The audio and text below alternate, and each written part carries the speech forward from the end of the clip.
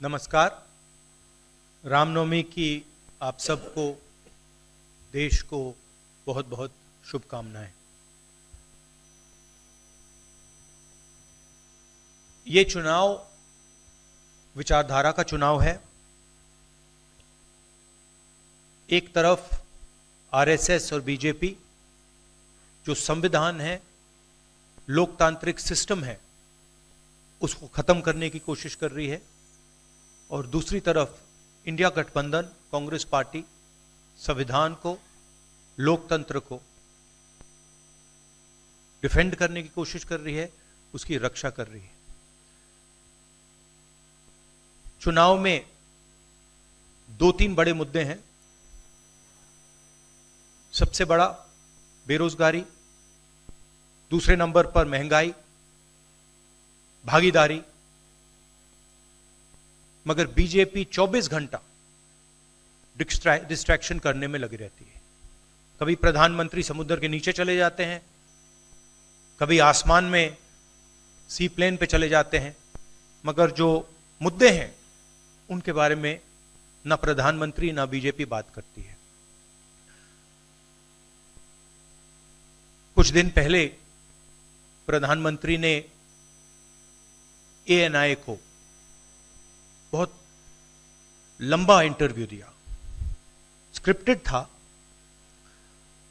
मगर flop show था। प्रधानमंत्री जी ने उसमें इलेक्टोरल बॉन्ड्स समझाने की कोशिश की। प्रधानमंत्री जी कहते हैं कि इलेक्टोरल बॉन्ड्स का सिस्टम ट्रांसपेरेंसी के लिए लाया गया, राजनीति को साफ करने के लिए लाया गया। अगर यह सच है तो उस सिस्टम को सुप्रीम कोर्ट ने रद्द क्यों किया? और दूसरी बात, अगर आप ट्रांसपेरेंसी लाना चाहते थे तो जिन लोगों ने आपको पैसा दिया, बीजेपी को पैसा दिया, हजारों करोड़ रुपए दिए, उनका नाम आपने क्यों छुपाया था? और जिन तारीखों पे उन्होंने आपको पैसा दिया, उसको आपने क्यों छुपाया था? पता लगता है हजारों करोड़ रुपए का कॉन्ट्रैक्ट किसी कंपनी को मिलता है, उसके एकदम बाद वो कंपनी बीजेपी को पैसा देती है। सीबीआई की इंक्वायरी होती है, ईडी की इंक्वायरी होती है, किसी कंपनी पर शुरू होती है। उसके 10-15 दिन बाद कंपनी करोड़ों रुपए बीजेपी को देती है, और फिर सीबीआई की इंक्वायरी, ईडी की इंक्वायरी बंद हो जाती है। सड़क पे इसको एक्सटॉर्शन कहते हैं। एक्सटॉर्शन कहते हैं सड़क पे। तो ये जो है इलेक्टोरल बॉन्ड्स का जो स्कीम है, ये दुनिया का सबसे बड़ा एक्सटॉर्शन का स्कीम है।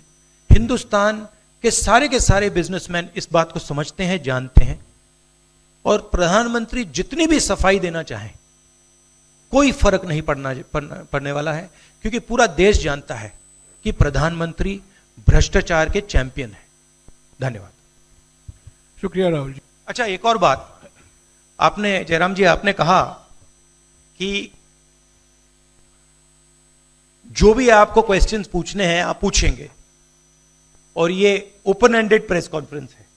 बट इसमें एक और बात, मुझे पहले ही 2-3 बीजेपी वाले क्वेश्चंस पता लग जाते हैं, तो वो तो गारंटी पूछे जाएंगे, तो उनके लिए मैं तैयार हूं। आजकल गारंटी का जमाना है राहुल जी। पहला सवाल महिकार जी, हिंदुस्तान दी डेली से। माइक दीजिएगा।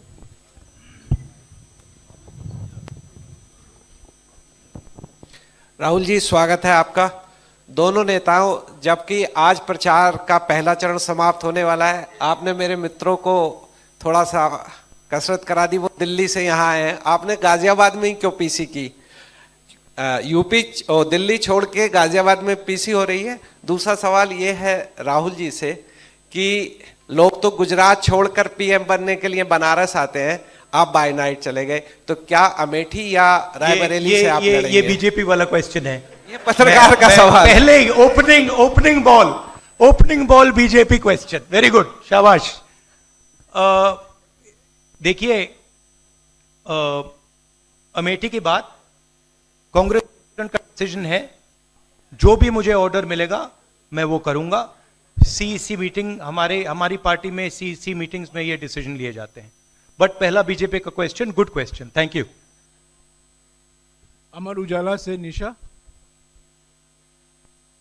आप थोड़ा शांत हो जाइए यहाँ प्लीज। बहुत बहुत स्वागत है। मेरा सवाल आपसे ये है कि यूपी में न केवल यूपी में बल्कि पूरे देश में इस बार कांग्रेस ने अपने बहुत कम प्रत्याशी 268 अभी तक सामने आए हैं, और यूपी में तो 80 सीटों के मुकाबले केवल 17 सीट हैं। ऐसा क्यों? क्या ऐसा मान के चल रही है कांग्रेस कि आप कमज़ोर चल रहे हैं, या यूपी में कमज़ोर है कांग्रेस इसलिए सपा या आपके गठबंधन बाकी सहयोगी पार्टी सीट नहीं देना चाह रही हैं? नहीं, हमने डिसीजन लिया है कि इंडिया गठबंधन चुनाव लड़ेगा, और हमने सीट शेयरिंग की है, और ओपन माइंडेड तरीके से, दिल खोल के हमने सीट शेयरिंग की है। हम चाहते हैं कि थोड़ी सी हम फ्लेक्सिबिलिटी दिखाएं और ओपन माइंडेड तरीके से हम चुनाव लड़ें, इसीलिए हमने स्पेस हम अपने पार्टनर्स को दी है, बट इसका कोई कमजोरी का मतलब नहीं है। पीटीआई से अनवर। राहुल जी, मेरा सवाल आपसे है कि पिछले बार जो आप दोनों लोगों का गठबंधन था वो सफल नहीं हो सका उत्तर प्रदेश में। एक बार फिर आप लोग साथ आए हैं, और प्रधानमंत्री ने पिछले दिनों कहा कि ये दो लड़कों की फ्लॉप फिल्म है जो इस बार भी फ्लॉप होगी। तो आगे आप क्या उम्मीद कर रहे हैं इस गठबंधन से? उत्तर प्रदेश में कितनी सफलता मिलेगी और कितनी सीटों की उम्मीद है इस बार आप लोगों को? देखिए, मैं सीट्स का प्रेडिक्शन तो नहीं करता हूं। जनरल बात कह सकता हूं कि 15-20 दिन पहले कि 180 तक जाएंगे, अब मुझे लग रहा है 150 तक जाएंगे। हर स्टेट में हमें रिपोर्ट मिल रही है कि हमारा चुनाव इंप्रूव कर रहा है और अंडर करंट है। जहां तक गठबंधन की बात है, यूपी गठबंधन की बात है, बड़ा पावरफुल गठबंधन है, और बहुत अच्छा परफॉर्मेंस होगा हमारा उत्तर प्रदेश में। दैनिक जागरण से आदित्य त्रिपाठी। आप दोनों का बहुत बहुत स्वागत है। मेरा प्रश्न यह है कि उत्तर प्रदेश में एनडीए गठबंधन रोकने के लिए आपकी क्या रणनीति है? सॉरी, क्या? उत्तर प्रदेश में एनडीए गठबंधन को रोकने के लिए आपकी क्या रणनीति, आप दोनों लोगों की? उत्तर प्रदेश में नेशनल लेवल पे मैं आपको हमारा फाउंडेशन बता देता हूं, और वही आइडियाज हम उत्तर प्रदेश में भी चलाएंगे। देखिए, पिछले 10 सालों में नरेंद्र मोदी जी ने नोटबंदी करके, गलत जीएसटी लागू करके, और जो बड़े बड़े अरबपति हैं, अदानी जी हैं, उनका पूरा सपोर्ट करके जो रोजगार पैदा करने का सिस्टम था उसको उन्होंने कंप्लीटली खत्म कर दिया है।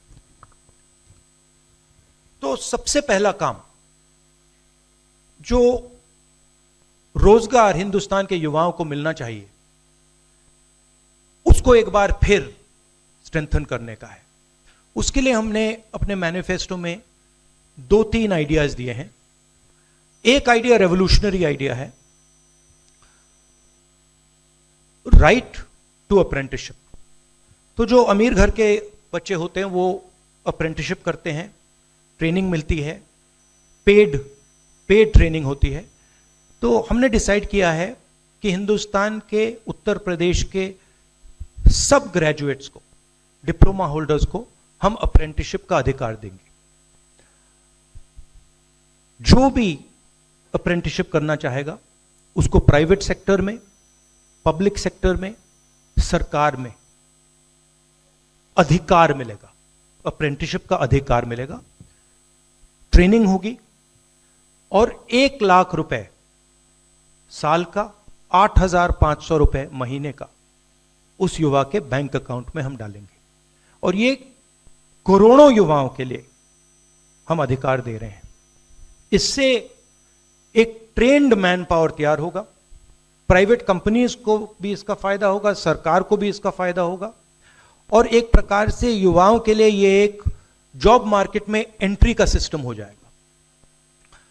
दूसरी चीज 30 लाख सरकारी रोजगार हैं जो नरेंद्र मोदी भर नहीं रहे हैं, वो वैकेंसीज हम युवाओं को देने जा रहे हैं। पेपर लीक की बात हुई है, उसके लिए हम कानून बनाएंगे, उसको हम खत्म कर देंगे। तो ये बात हुई युवाओं की। एक और हमारा आइडिया, क्रांतिकारी आइडिया, और ये उत्तर प्रदेश की महिलाओं को बहुत फायदा मिलेगा इससे। हर गरीब परिवार की हम लिस्ट बनाएंगे और हर गरीब परिवार में से हम एक महिला को चुनेंगे और उसके बैंक अकाउंट में महीने के 8,500 रुपए, साल के 1 लाख रुपए सरकार हर महीने बैंक अकाउंट में डालने जा रही है। किसानों की बात, किसान सिर्फ 2 चीजें मांग रहा है। नरेंद्र मोदी से 10 साल मांगा, हमें सही दाम दिलवा दीजिए, और जैसे आपने 16 लाख करोड़ रुपए, मतलब 24 साल का मनरेगा आपने अदानी जैसे लोगों का माफ किया, वैसा ही आप हमारा भी माफ कर दीजिए। और नरेंद्र मोदी मना करते हैं, उन पे फायरिंग करवा देते हैं, उनको डरा देते हैं। तो हमने लीगल एमएसपी का निर्णय ले लिया है। हिंदुस्तान में पहली बार लीगली गारंटीड एमएसपी होगी और हम उनका, किसानों का कर्जा माफ करने जा रहे हैं। यही मेन मुद्दे हैं चुनाव में। बीजेपी का मैनिफेस्टो देखेंगे तो उसमें आपको उसका जो फाउंडेशन है, 2 चीजें हैं।